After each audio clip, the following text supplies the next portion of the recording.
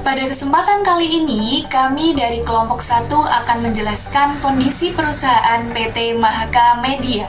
Sebelumnya, kami akan menjelaskan terlebih dahulu profil perusahaan PT Mahaka Media.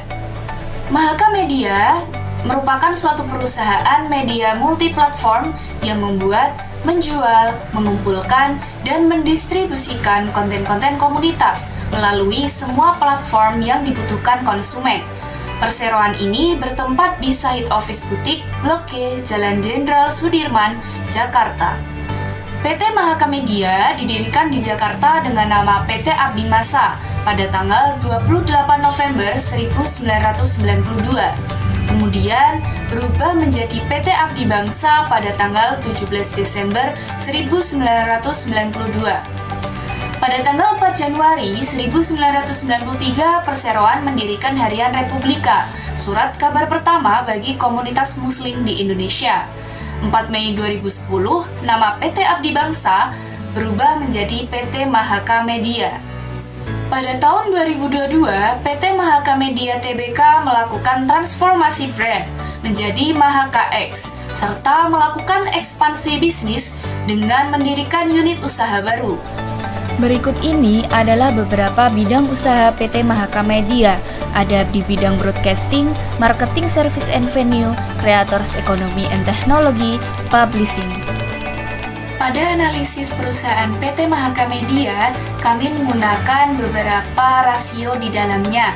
Di antaranya ada rasio likuiditas, solvabilitas, aktivitas, dan juga rentabilitas. Rasio likuiditas PT Mahaka Media pada tahun 2022 dengan perhitungan aktiva lancar dibagi hutang lancar dikali 100% menghasilkan 1,07642444796. Kemudian, rasio likuiditas pada tahun 2023 dengan rumus yang sama menghasilkan 0,551125614. Kemudian rasio solvabilitas dengan perhitungan total hutang dibagi total aset pada tahun 2022 menghasilkan 0,924351984.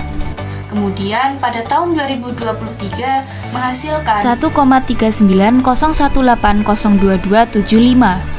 Untuk yang selanjutnya ada rasio rentabilitas, yaitu ada return on investment atau ROI dengan rumus laba bersih dibagi total aset dikali 100%.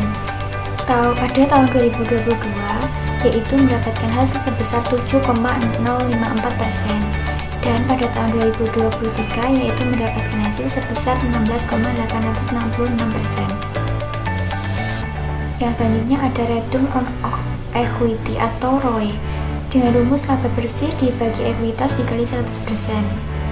Pada tahun 2022 yaitu mendapatkan hasil sebesar 93,251%. Pada tahun 2023 yaitu mendapatkan hasil sebesar dalam kurung 43,227%. Yang terakhir ada return on asset atau ROA, yaitu dengan rumus laba bersih dibagi total aset. Pada tahun 2022 yaitu mendapatkan hasil sebesar 0,0705, dan pada tahun 2023 yaitu mendapatkan hasil 0,1686. Untuk perhitungan rasio aktivitas yaitu ada inventory turnover dengan rumus penjualan dibagi persediaan. Pada tahun 2022 yaitu mendapatkan hasil sebesar 22,95. Pada tahun 2023 yaitu mendapatkan hasil sebesar 31,409.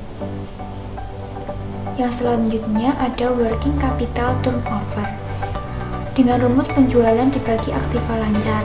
Pada tahun 2022 yaitu mendapatkan hasil sebesar 0,529, dan pada tahun 2023 yaitu mendapatkan hasil sebesar 1,123.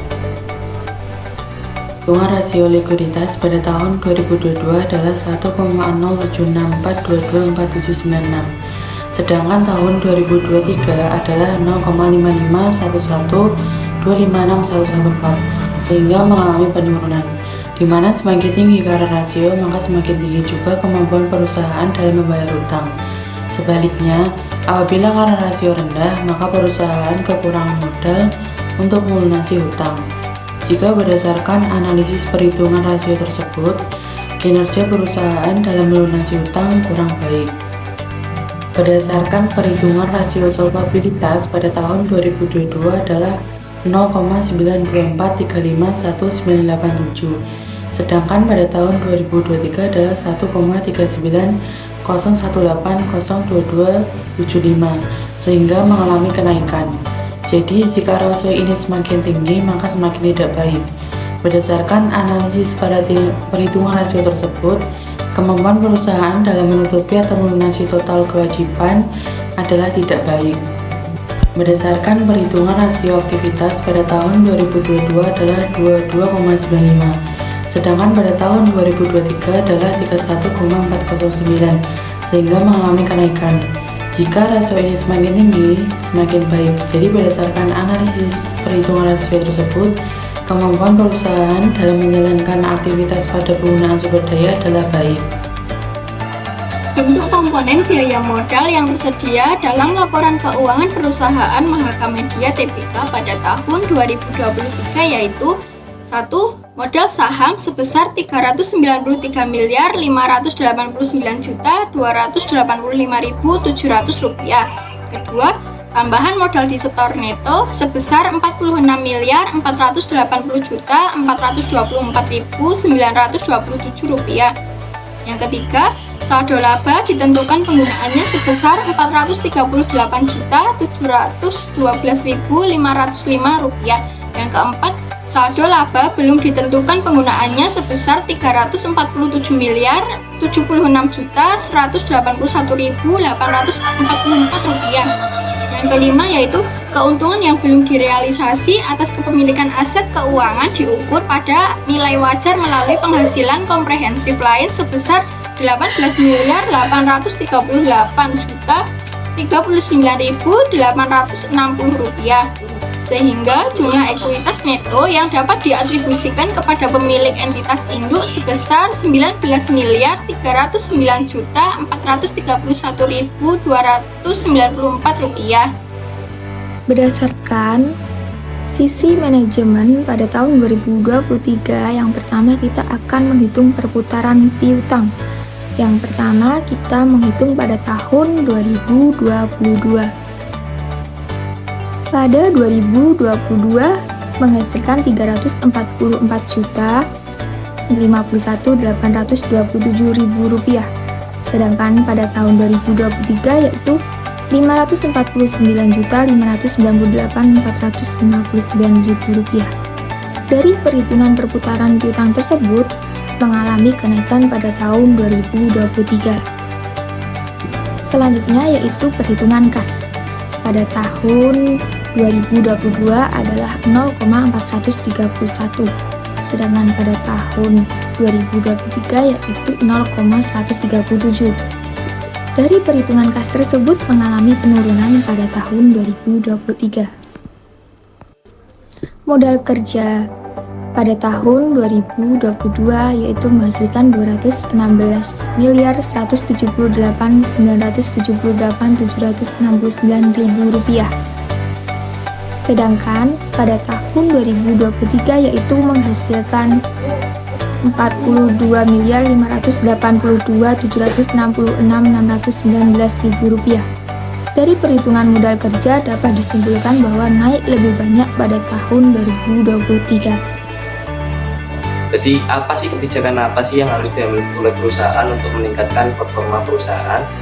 Jadi dengan analisis yang sudah dihitung dari beberapa rasio dan kita meninjau dari laporan keuangan kondisinya seperti apa pada tahun 2023. Jadi kebijakan yang dapat diambil oleh perusahaan selanjutnya untuk keberlangsungan perusahaan biar lebih baik itu aspek yang perlu diperhatikan, sebab pada kelemahan dari perusahaan atau melemahnya pada laporan keuangan tahun 2023 yaitu berada pada aspek piutang. Kenapa demikian? Soalnya dalam laporan keuangan pada tahun 2023 kali ini, dalam aspek piutang mengalami kenaikan daripada tahun 2022 di laporan keuangan di tahun 2022, maksudnya demikian.